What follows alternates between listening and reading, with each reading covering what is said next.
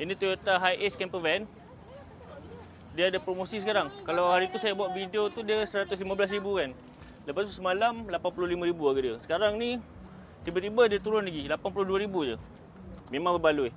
Untuk gear automatic, diesel, engine 3.0 tahun 2000. Okey, dia special sebab dalam ni dia tinggi sikit daripada van biasa.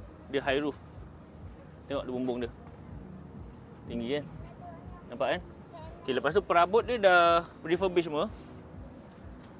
Dah balut dengan leather. Meja makan boleh tukar je katil tengah ni untuk 2 orang. Lepas tu atas bumbung tu boleh muat 2 orang. Amak cuba naik atas ke? Oh ya, sini ada aircon blower untuk masa tengah jalan. Katil ni nampak tak? Dia boleh tarik keluar. Okey, yang first ni kita tarik keluar dulu. Ni dulu. Ni tarik dulu. Oh, lasa Second. tu. Lasa tarik ah. Okey, lepas tu Amak boleh suruh kepala. Suruh kepala. Lasa ada bantal. Adil, muatlah 2 orang Adil. Adil.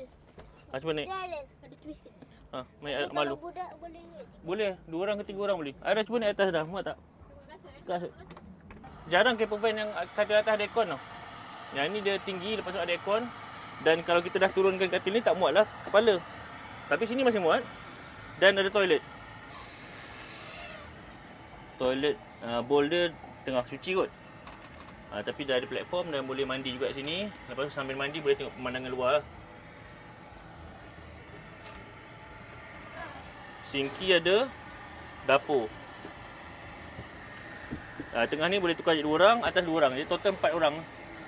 Dan kalau tak nak pakai aircon ada kipas juga. Ada tingkap juga. Cukup lengkap lah semua. Sebelah sini tak ada apa lah. Untuk meja letak barang. Okey, harga dia berbaloi tak anda rasa? Untuk harga 82,000, sebuah camper van yang compact. Tayar dia dah tukar tayar off-road ni. Toyota Hiace. High roof, ada ventilation, ada aircon siap.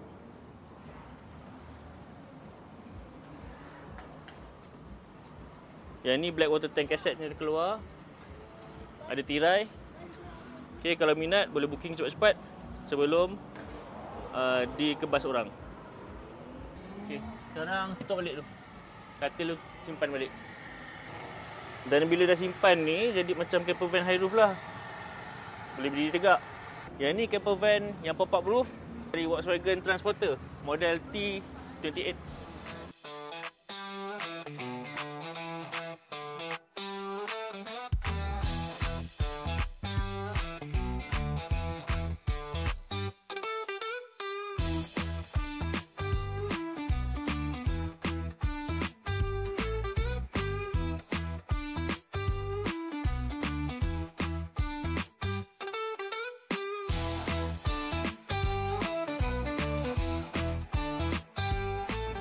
Okey, tahun keluaran 2015, 2.0 diesel, gear manual. Okey, harga asalnya 155, tapi promosi untuk hari ni RM123,000. Kita tengok dalam dia ni. Ada swivel seat yang boleh pusing menghadap ke sini. Lepas tu ada peti ais sana. Dekat atas meja tu, kita tengok ni ada sinki dengan dapur, 2 kepala. Okay, meja makan ni kalau kita nak alih boleh cabut, boleh tukar jadi katil. Kursi ni boleh tukar jadi katil untuk 2 orang. Lepas tu atas pula boleh tidur untuk 2 orang juga. Tapi dah sampai baru buka pop-up ni.